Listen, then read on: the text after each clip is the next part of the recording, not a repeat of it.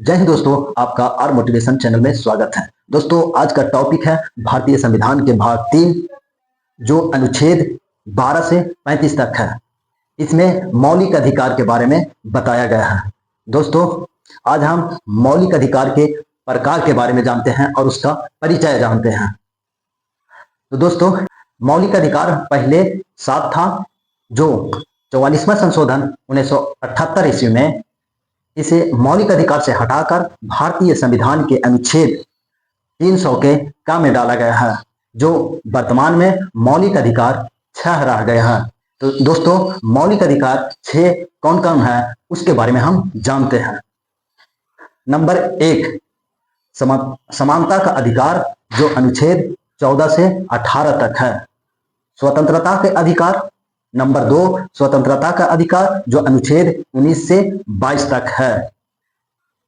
Number 3, शोषण के विरुद्ध के अधिकार, जो अनुच्छेद 23 से 24 तक है। नंबर 4, धर्म की स्वतंत्रता का अधिकार, जो अनुच्छेद 25 से 28 तक है। नंबर 5, सांस्कृतिक और शैक्षणिक का अधिकार, जो अनुच्छेद 29 से 30 तक है। नंबर 6, संवैधानिक उपचारों का अधिकार, जो अनुच्छेद 32 में है। संपत्ति का अधिकार अनुच्छेद 31 में था, जो उसे 44वां संशोधन 1978 में उसे मौलिक अधिकार से हटाकर भारतीय संविधान के अनुच्छेद 300 के काम में डाला गया है। दोस्तों, अब मौलिक अधिकार को क्या का नाम से संबोधन किया गया है उसके बारे में जानते हैं।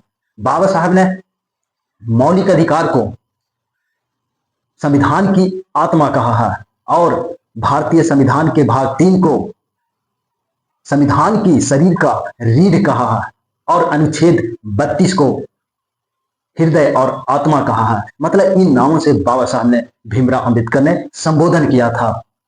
इसमें बाबा साहब ने सबसे ज्यादा मौलिक अधिकार पर विशेष बल दिए थे।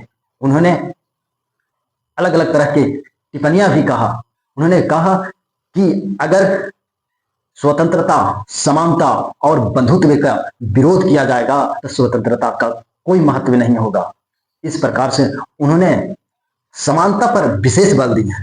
उन्होंने सिर्फ दलितों की बात नहीं की, दलितों तक के सीमित नहीं रहा, बल्कि पूरे देश के सभी समुदाय, जाति, धर्म सभी के बारे में उन्होंने समानता की बात कहा और इसी कारण उन्हें और ये मौलिक अधिकार पर सबसे विशेष बल दिए थे। समानता और स्वतंत्रता और न्याय, बंधुत्व को बढ़ावा दिए थे। इसी कारण बाबा साहब को भारतीय संविधान का शिल्पकार कहा जाता है, भारतीय संविधान का रचयिता कहा जाता है, क्योंकि संविधान का निर्माण में बाबा साहब की अहम भूमिका रहा है। यह अधिकार भारतीय लोकतंत्र की आत्मा नहीं, बल्कि लोकतंत्र के समर्थन को बढ़ावा देता है, सत्ता को दुरुपयोग से रोकता है।